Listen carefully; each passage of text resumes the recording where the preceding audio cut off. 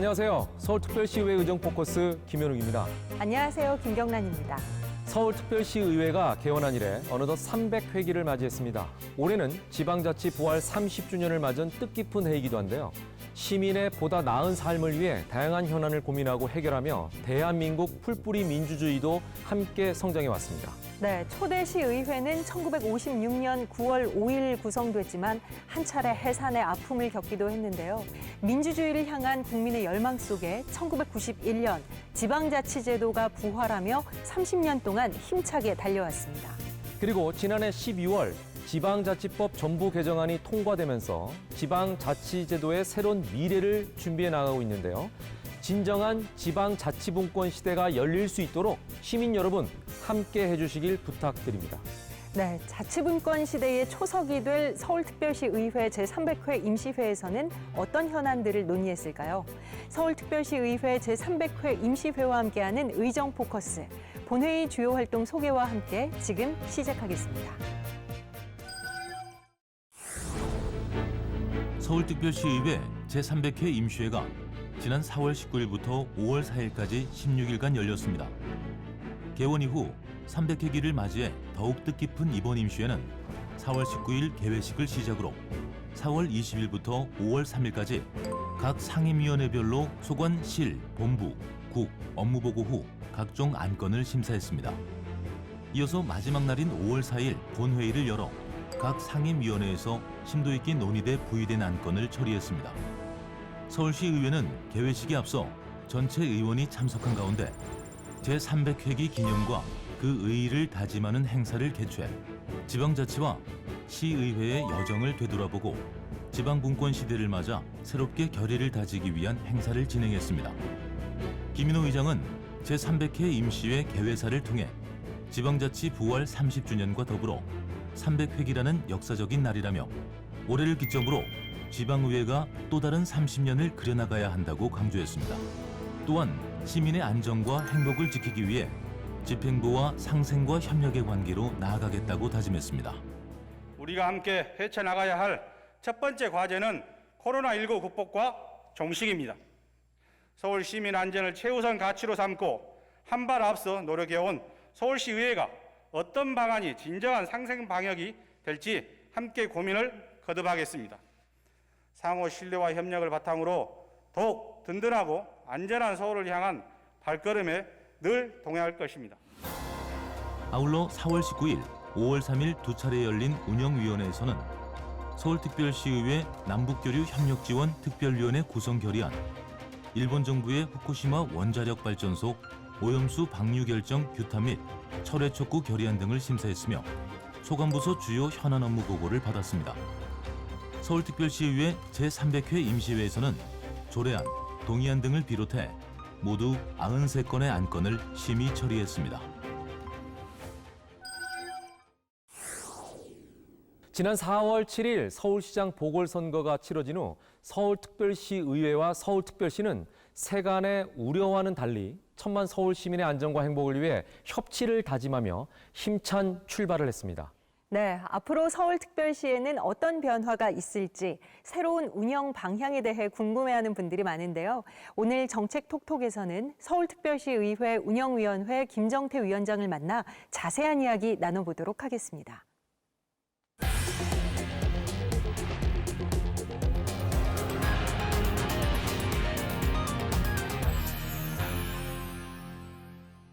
김정태 위원장님 안녕하세요. 반갑습니다. 네, 안녕하세요. 반갑습니다. 네, 요즘 너무 바쁘실 텐데 시간 내주셔서 감사합니다. 이렇게 불러줘서 감사합니다.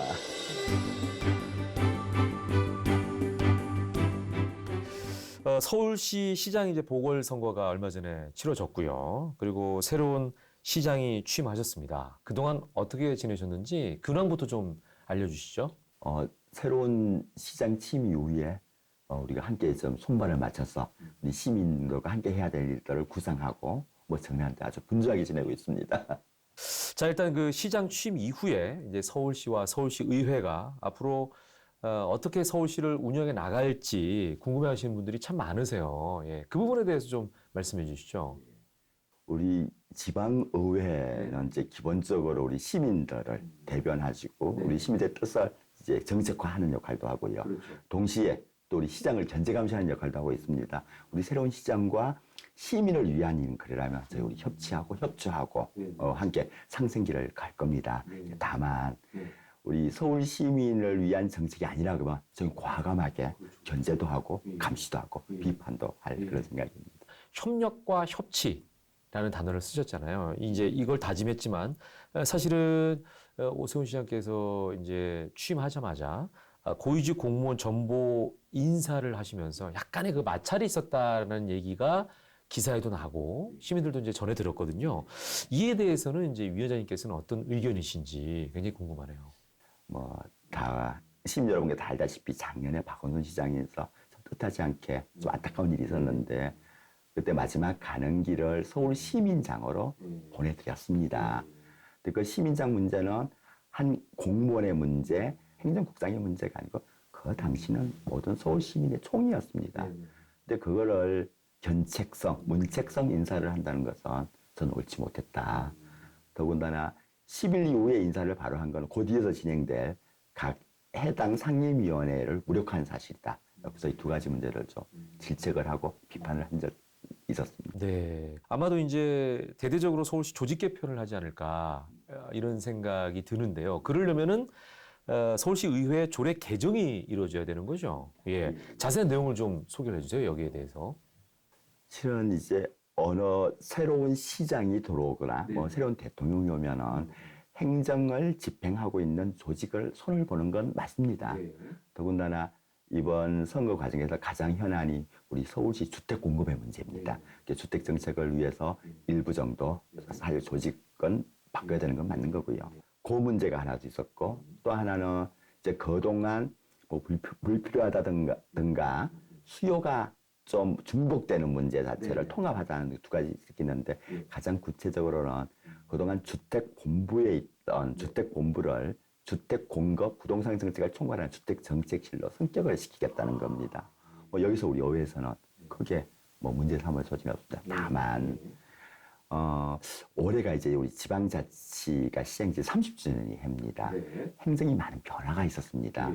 관료 조직의 가장 문제점은 변화하는 사회상에 민첩하게 따라가지 못하는 문제가 있었습니다. 그것도 전문 지식도 부족하고요. 그걸 보완하기 위해서 시민들 참여하에 전문가들 영입하는 거였습니다. 이렇게 만드는 것들을 우리는 이제 합의제 행정기구 또는 이제 개방직 공무원 또는 전문 임기제 공무원들을 채용했는데 이러한 조직들을 모두 없애겠다고 하는 겁니다. 근데 이거는 오히려 행정 조직의 퇴행이다. 이게 시민을 위한 조직이 아니라 공무원을 위한 조직이 될 우려가 있다. 하고 현재 이런 걸 가지고 우리 지금 서울시와 의회가 토론 중에 있고 협의 중에 있습니다. 네. 앞으로 운영위원회는 어떤 활동을 계획을 또 하고 계신지 위원장님으로서 한 말씀 부탁드리겠습니다. 저희는 지금 두 가지 일을 하고 있습니다. 궁극적으로는 실은 우리 지방의회가 처한 모든 문제점들을 우리 시민들에게 설명드리고 또 이해도 구하고 시민들 참여하는 역할들인데 그 지금 후속 조치를 지금 만들고 있습니다. 두 번째는 우리 의회가 어떻게 하면 효율적으로 운영할 것인가 우리 의회 전반에서 개혁 준비를 지금 하고 있습니다. 이 자리에서 또 하나 시민들께 말씀드리고 싶은 거는 7월 1일부터 자치경찰제, 자치경찰자치도 시행이 됩니다. 우리 서울시에서도 우리 자치경찰위원회라는 합의제 행정구구를 지금 조례를 만들어 놨고요. 지금 구성을 하고 있습니다. 2021년 이제 상반기가 한 달밖에 남지 않았는데 마지막 질문은 이걸로 드리겠습니다. 앞으로 위원장님 개인적인 어떤 계획이나 목표 또는 뭐 지역구에 대한 이런 바람 뭐 이런 게 있으신지 한 말씀 부탁드릴게요. 그동안 우리 문재인 정부에서 큰 정책 중에 하나가 이제 미활용되는 땅들 그리고 짜투리 부지들을 말해서 이제 주민들의 체육시설, 주차장시설, 어린이시설, 도서관 같은 생활 SOC 사업을 추진해 왔는데 우리 영등포구에도 2개 정도 사업이 업무를 해서 해줬습니다. 아주 큰 사업들인데요. 그 지금 중앙투자심사가 있습니다. 지금 거울이 투심 통과하려고 전력 질주하고 있습니다. 또 8월 달에는 우리 영등포구가 지금 공업화 도시였는데 그 예술에서 만들고 있어 제2세종문화회관 건립을 위해서 제가 함께 일하고 있는 우리 김영주 국회의원과 우리 시군을 위해서 그것도 지금 준비 작업하고 있고요. 제가 한편으로는 서울시 의회를 대표해서 하는 일도 하지만 우리 제 지역구 영등포구 또 주민들과 또 우리 지역의 발전을 위해서도 이런 큰 사업들 꼭 해야 되는 그런 책임도 함께 맡고 있습니다. 앞으로도 위원장님의 활동과 활약 저희도 기대하고요. 또 응원하도록 하겠습니다. 오늘 말씀 고맙습니다. 고맙습니다. 서울특별시의회 제300회 임시회에서 상임위원회는 각 소관부서에 대한 업무 보고와 주요 안건을 심사하며 16일간의 여정을 마무리했습니다. 그럼 먼저 행정자치위원회와 기획경제위원회, 환경수자원위원회 소식부터 차례대로 살펴보겠습니다. 행정자치위원회가 서울혁신파크에 대해 시민들이 사회혁신 성과를 체감할 수 있도록 노력해 줄 것을 주문했습니다.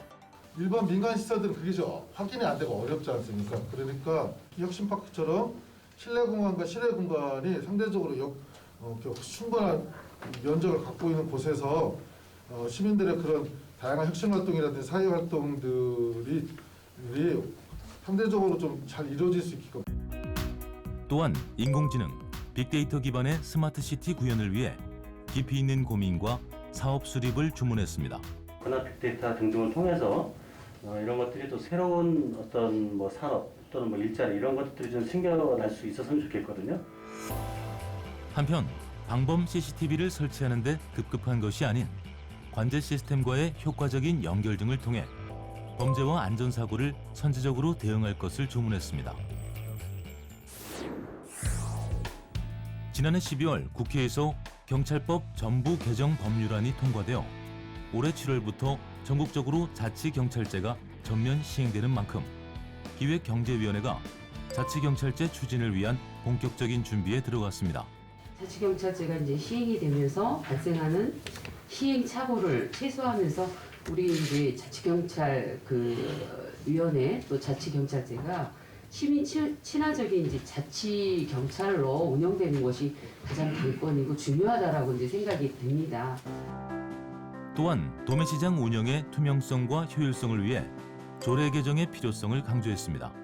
고의적인 조작을 통해서 경매 가격을 갖다가 좀 반환하는 이런 형태들이 그 전에 비춰왔거든요. 그래서 시장이 전자 거래 시스템을 갖다가 이렇게 투자해서 이걸 만들어서 운영하게 할 수 있는 것도 이게 출하자 보호 측면에서 상당히 필요하다.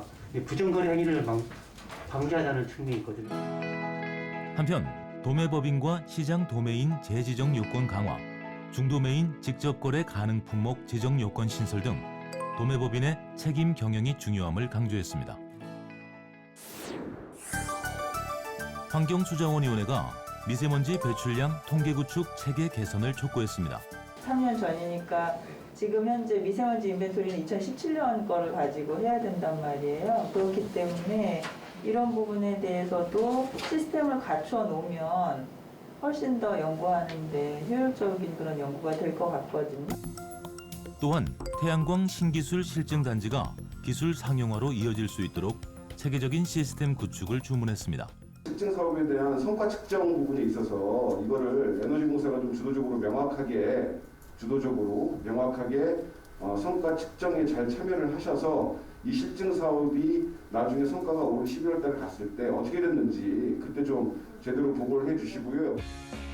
한편 기술과 제품에 대한 합리적인 모니터링 시스템 구축과 함께 테스트 기간 이후 예상보다 좋지 않은 결과를 보인 기술과 제품에 대한 구체적인 운영 방안도 고민해 줄 것을 주문했습니다. 보건복지위원회가 서울복지재단의 결산서 제출 기한을 회계연도가 끝난 후 2개월 이내로 변경하고 재단의 예산서와 결산서를 보건복지위원회와 예산결산특별위원회에 제출하도록 했습니다. 이 밖에도 어떤 정책 제안과 점검이 이루어졌는지 문화체육관광위원회와 보건복지위원회 그리고 도시안전건설위원회 소식 이어서 만나보겠습니다. 문화체육관광위원회가 서울시를 대표하는 브랜드 아이서울유를 변경하는 것은 예산 낭비라고 지적했습니다. 시간이 브랜드입니다. 시간이 흐르고 그래 브랜드가 장착을 잡고 자리를 잡는 거예요. 근데 지금 그거를 시민소통에서 일관되게 잘 이거를 좀 정리해서 또 시장님하고 협의를 잘 해줬으면 좋겠고요. 또한 서울문화재단 공간을 현장 방문해 새롭게 조성된 문화예술 공간 운영 실태를 살펴봤습니다. 제일 중요한 건 저는 기획이라고 생각하거든요. 그 예술 각각의 장점들을 또 모아서 우리가 사실 예술인들을 키우지만 예술 기획에 굉장히 취약해요. 근데 그 기획에서 더 업그레이드된 이게 서로 이렇게 융합돼서 상생할 수 있는 예술이 나올 수 있다고 생각을 하는데. 문화체육관광위원회는 용산 서울예술교육센터와 같은 거점형 예술교육센터가 서울시 자치구별로 확대하여 시민들의 일상 속에서 보편적 예술교육과 예술적 경험을 할 수 있길 바란다고 말했습니다. 보건복지위원회가 시범 운영 중인 스페이스 살림의 성공적 안착과 활성화를 위해 최선을 다해줄 것을 당부했습니다. 첫째 답변하신 부분 중에 저는 충분히 이런 서울시 다른 일자리 기관들과의 협력이 있으면 그만큼 큰 시너지가 날 거라고 생각합니다. 그래서 이런 부분들을 여기만 인정하고 하는 데만 이렇게 급급해하실 것이 아니라 서울시에 두루두루 일자리과 관련된 그런 부분들을 함께 고민하셔서 시너지가 생길 수 있도록 노력해 주시길 당부드리겠습니다. 또한 시민들이 신뢰할 수 있는 방역 정책을 추진하며 시민들의 건강을 위한 사업을 적극적으로 진행해 줄 것을 당부했습니다. 이것이 이제 한 12~13년만에 한 번씩 교체를 하는데도 불구하고 빨리 진행이 안 되니까 우리 시민들 입장에서 답답하죠. 그걸 빨리 좀 이제 집행하셔가지고 어차피 뭐 예산이 책정된 거니까 그죠? 그리고 서로 여기서 공동 구매하는 건 제가 알고 있는데 좀 속도를 내줬으면 좋겠다. 한편 서울시에서 활용 예정인 자가 검사 키트가 무증상자를 걸러내기에는 역부족이라는 점을 지적하며 접근성, 편의성을 강화하기 위한 보조적 수단으로 활용해 줄 것을 당부했습니다. 지난해 12월 16일 물재생센터에서 지방공단으로 전환한 서울물재생시설공단이 안정적으로 운영될 수 있도록 명확한 정관 개정을 제시할 것을 주문했습니다. 찬성을 의결했다는 일시가 안 나와 있어요. 우리가 이사가 의결을 당연히 정관상으로 했겠지만은 언제 일시에 받았다라는 내용이 없어요. 이걸 어떻게 받아들여야 할까요? 한편 상근직 또는 교대 근무직으로 근무할 수 있는 만큼 코로나19 시대에 부합한 온택트 시민안전 프로그램 개발 및 운영에 많은 관심을 가져줄 것을 당부했습니다. 뭐하고 맞고 추후에 그 안전장관이 생기는데 좀 이런 부분에 콘텐츠라든가 이런 부분에 대해서 해서 어릴 때 교육을 받는 게 평균 안 잊혀지거든요. 무의식 중에 배웠던 게 끝까지 갈 수 있는 부분이 좀. 도시안전건설위원회는 시민안전교육의 효과는 안전한 서울을 만들기 위한 소중한 미래 자산이므로 신규 안전체험 콘텐츠 개발에도 적극 협조할 것을 약속했습니다.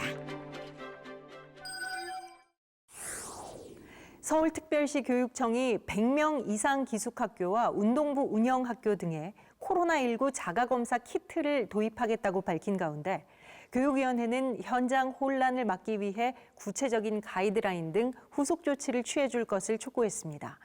계속해서 도시계획관리위원회와 교통위원회, 교육위원회 소식까지 전해드리겠습니다. 도시계획관리위원회가 시민들이 체감할 수 있는 도시 재생을 위해 다양한 형태의 사업을 개발해 줄 것을 제안했습니다. 도시 재생에 일정 부분 그런 소규모 재건축이라든가 이런 것들이 같이 좀 진행이 될 효과를 본다고 말씀을 드렸잖아요. 근데 뭐 그게 방향적으로도 맞는 것 같은데 보면은 이렇게 거기 정책에 반영시키는 게 보면 되게 늦는 것 같아요.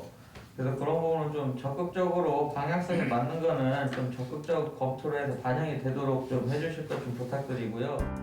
또한 수도권 주택 공급 부족과 주거 환경 취약계층 등의 문제를 해결한 좋은 개발 사례가 된 위례지구 택지 개발이 계획대로 추진되기를 바란다고 전했습니다.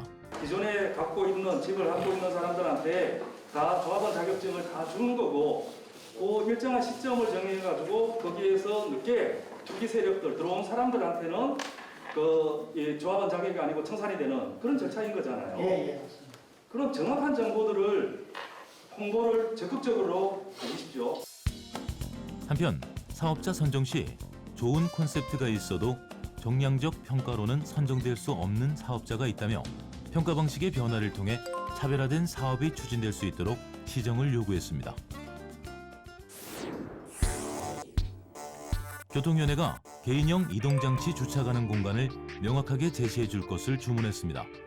단속이 가장 중요한 부분 아니지 않습니까? 그런 부분을 해주지도 않고 무조건 과태료 때리고 실어 가버리고 그런다면 또 그 사용하는 시민들한테 또 역 효과 나지 않을까요?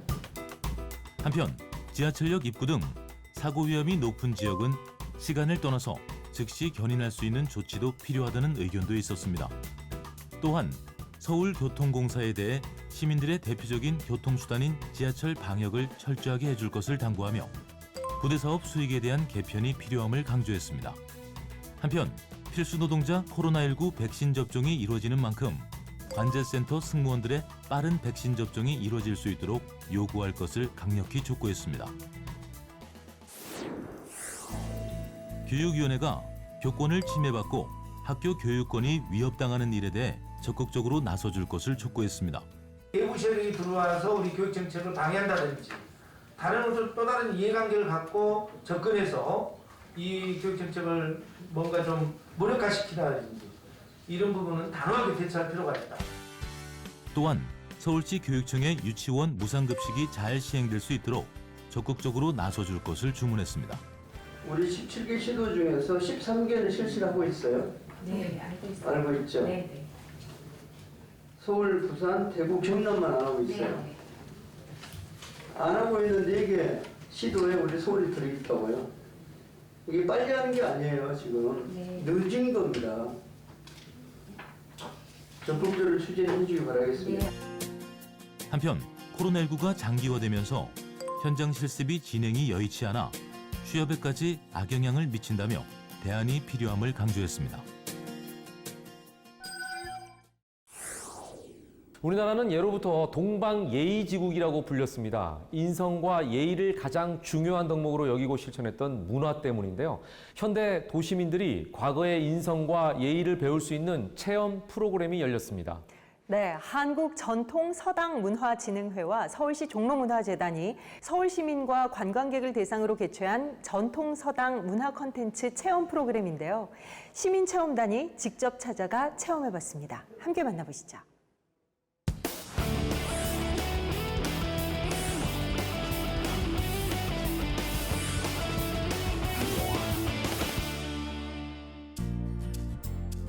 서울의 볼거리, 즐길거리를 찾아서 시민체험단이 나섰다. 이번엔 30대 여성 시민체험단 3명이 서울에서 전통서당을 체험했다는데 평소 해보지 못했던 이색 경험에 푹 빠진 3사람. 과연 어떤 일들이 있었는지 함께 가보시죠.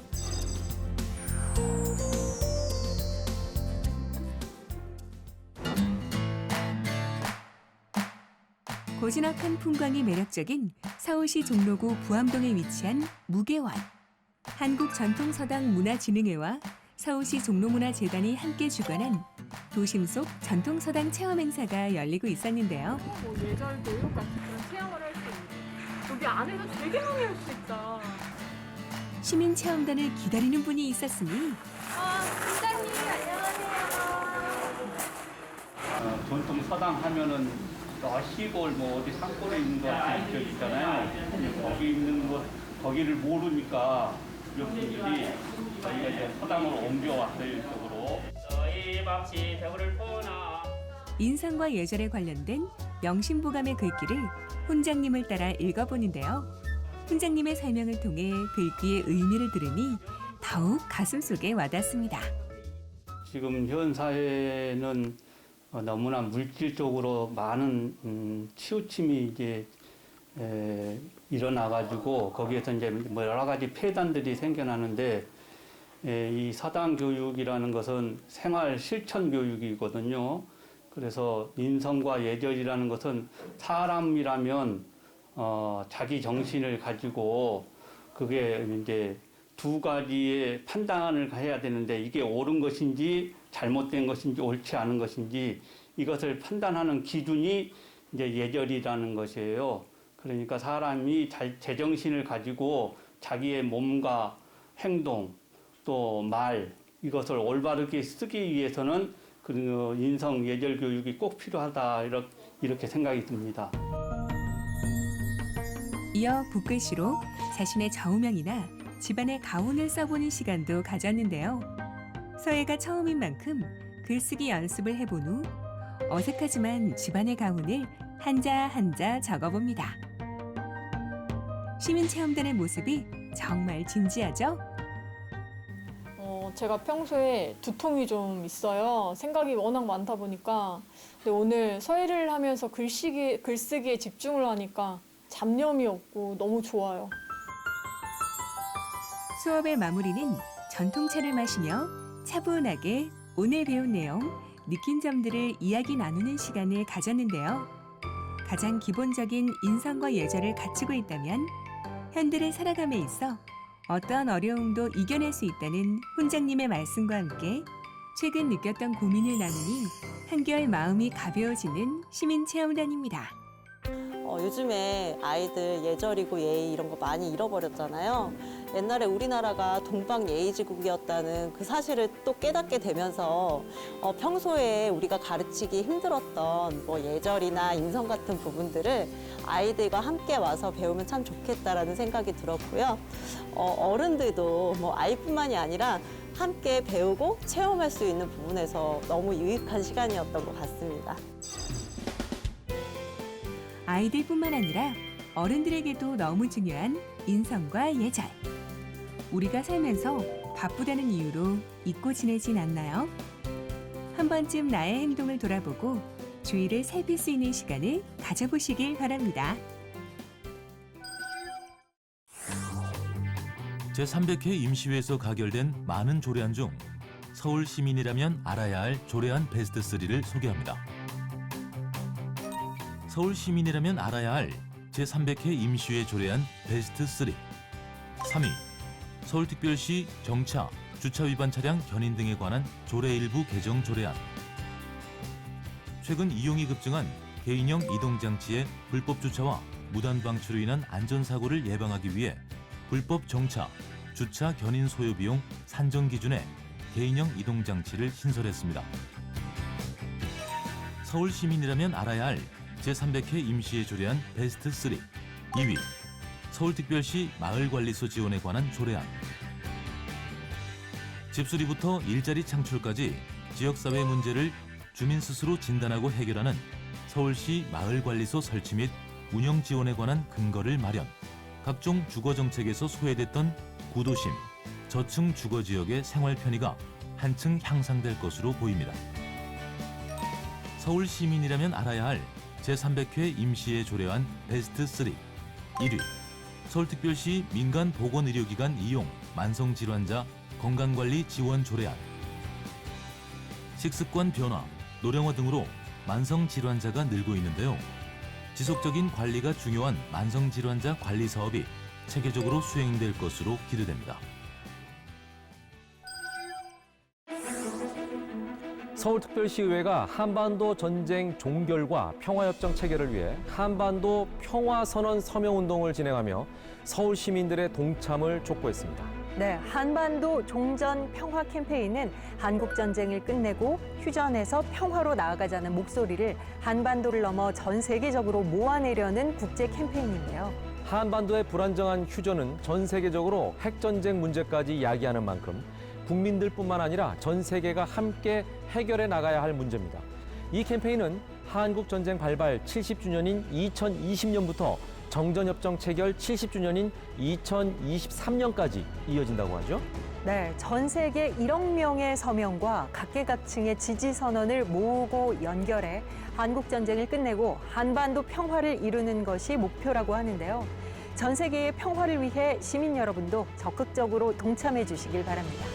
서울특별시의회 제300회 임시회와 함께한 의정 포커스는 여기서 마치겠습니다. 시청해주신 여러분 고맙습니다.